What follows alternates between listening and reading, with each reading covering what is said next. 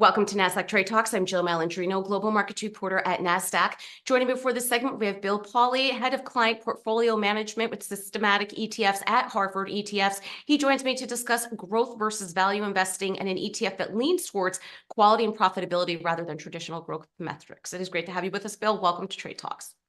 Thanks, Jill. Thanks for having me. You got it. And value had a good few years post-COVID, but growth seems to be back in the picture. Where do you stand right now when you think about growth versus value? Yeah, Jill, this has got to be the number one question that comes up in client meetings. We thought we were done with it a couple of years ago. We thought we were finally over this question, but she's come back.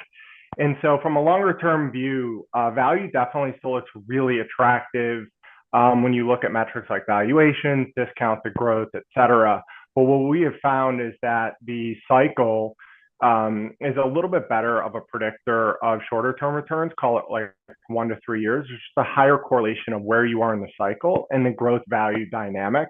So you go back to the 60s and you say, when you get into that year 3, 4, 5 of the cycle, it's very likely that growth is outperforming value. That seems to be a persistent pattern.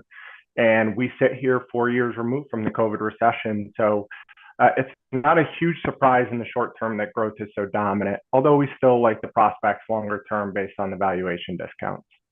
Right. And Bill, the question is, growth seems to be synonymous with concentration right now. Would you say that's typical? Yeah, the second most common question we get in client meetings, and we had to really dive deep into this one. We hadn't done a lot of research. It seemed kind of odd with concentration levels so high right now. A, have we seen them before? And B, do they come as a result of growth outperformance? And the answer to both of those questions is yes.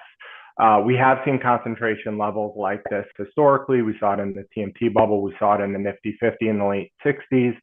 And so both of those episodes, and then lately here we have the FANG or Magnificent Seven, whatever we're calling it today.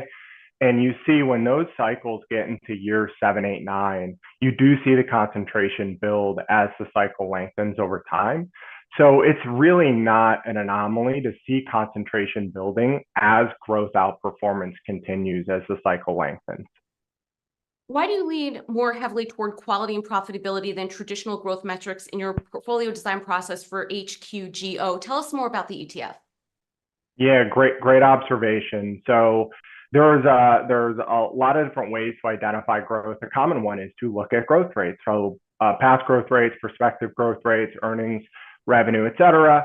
And what we have found is that if you buy a basket of stocks based on their growth rates or prospective growth rates, they can mean revert quite quickly. So over maybe 3 to 5 years, they would revert back to market average.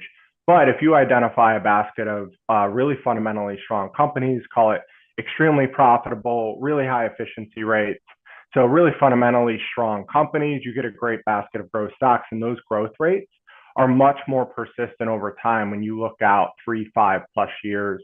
So that's what the data tells us. And, there's not as much academic research on growth as value, I would say. But what is out there does seem to corroborate the fact that growth rates, superficially speaking, are quite mean reverting, yet fundamental metrics like profitability and efficiency ratios are much more persistent. And finally, the valuation on your portfolio is much closer to that of the broad market than many other growth products, which typically sell at larger premiums. How do you, justify that for the ETF itself? Yeah, I'd say that's probably the second most common way of putting together a growth portfolio. If you look at what's available, and it makes a lot of sense because great companies, growth companies, fundamentally strong companies, companies with good current growth rates, they sell at a premium. The market is not completely inefficient. So it makes sense that the prices of those companies would also be higher.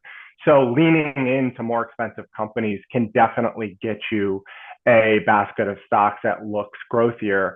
But what we have found is that if you're looking for really fundamentally strong companies, great profitability, fundamental metrics like efficiency ratios, et cetera, you can grab a basket of growth stocks and then hold those valuations actually level to the market. So you can have a basket of growth stocks or a great growth portfolio, really strong, fundamentally efficient, profitable companies, looks like a growth portfolio, holding valuations in line with the broad market. And instead of using valuations as an indicator of growth, doing the reverse and really constraining your valuation to the broad market so that you can get the strongest basket of stocks possible without overpaying. All right. We appreciate the insight, Bill. Thanks for joining us on Trade Talks. I'm Jill Malandrino, Global Markets Reporter at Nasdaq. Thanks so much, Joe.